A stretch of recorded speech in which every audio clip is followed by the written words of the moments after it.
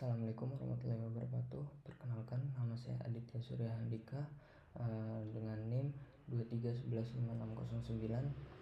Di sini saya akan mempresentasikan hasil proyek saya, di mana saya proyeknya batik generator lightweight gun. Di sini saya fokus di motif batik kawung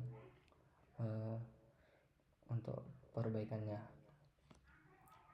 Baik, yang pertama itu kekurangan atau kelemahan dari model ini,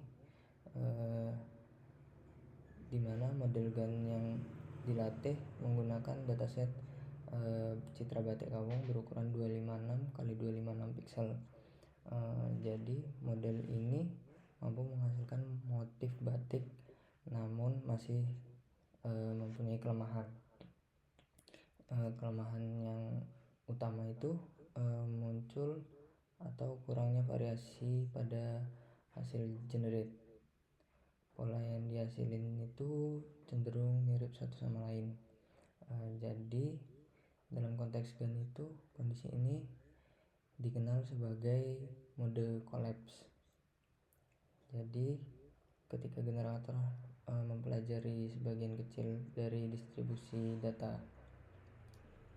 Jadi masalahnya itu disebabkan oleh dataset yang terbatas dan kurang bervariasi. Jadi modelnya cenderung ngapalin pola tertentu saja. Terus selanjutnya ini ada 5 paper yang saya dapatkan untuk project ini, tapi saya fokus pada paper yang pertama yang dimana image augmentation for gun training, karena perannya itu augmentasi data citra dalam meningkatkan stabilitas training gun sama mengurangi permasalahan mode collapse yang terbatas. Sini soalnya dia jelasin bahwa peningkatan variasi data dapat membantu diskriminator mempelajari distribusi data secara lebih menyeluruh. Jadi generator didorong menghasilkan output yang lebih beragam. Kenapa saya milih paper ini? Yang pertama itu masalah yang dibahas sesuai dengan kondisi model saya. Dan yang kedua, metode yang diusulin itu tidak memerlukan perubahan arsitektur gun. Kemudian penerapannya, dari kajian itu metode yang diterapkan di project ini adalah augmentasi data citra batik kawung sebelum proses training gun dimulai. Jadi tujuannya itu untuk augmentasi ini adalah untuk meningkatkan variasi dataset sehingga model dapat belajar distribusi data yang lebih luas lagi. Jadi hasil augmentasinya digunain untuk input training lightweight gun.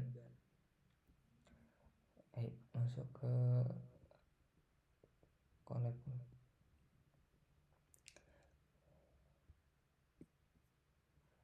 Di sini pertama saya menginstal liquid gunnya, kemudian saya menambahkan library yang dimana library OS itu untuk pengolahan directory, kemudian Torch Vision itu untuk proses augmentasinya, dan Pil itu untuk pengolahan citra.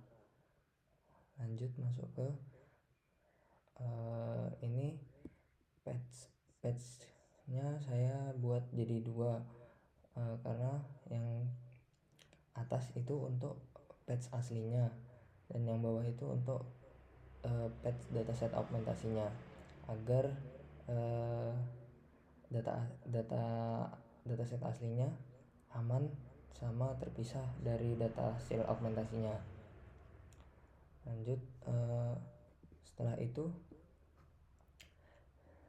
ini adalah teknik augmentasi yang dimana ini meliputi flip horizontal, kemudian rotasi citra, dan menyesuaikan brightness dan kontrasnya.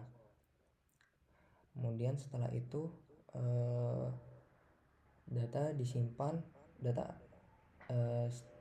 gambar aslinya disimpan terlebih dahulu kan.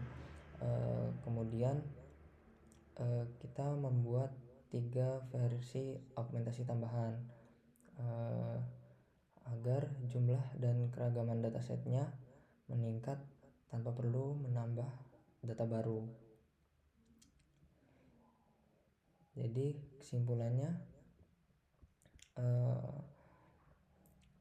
dari hasil evaluasi dan penerapan metode itu bisa disimpulin bahwa augmentasi data merupakan solusi yang paling efektif untuk ngatasin kelemahan model GAN. Jadi peningkatan variasi dataset membantu model melakukan pembelajaran yang lebih stabil serta mengurangi masalah mode collapse. Ini jadi hasil kajian pustaka ini bisa dibilang dapat dikembangkan lebih lanjut di penelitian selanjutnya. Sekian dari saya, kurang lebihnya mohon maaf. Wabillahi taufiq wal hidayah. Wassalamualaikum warahmatullahi wabarakatuh.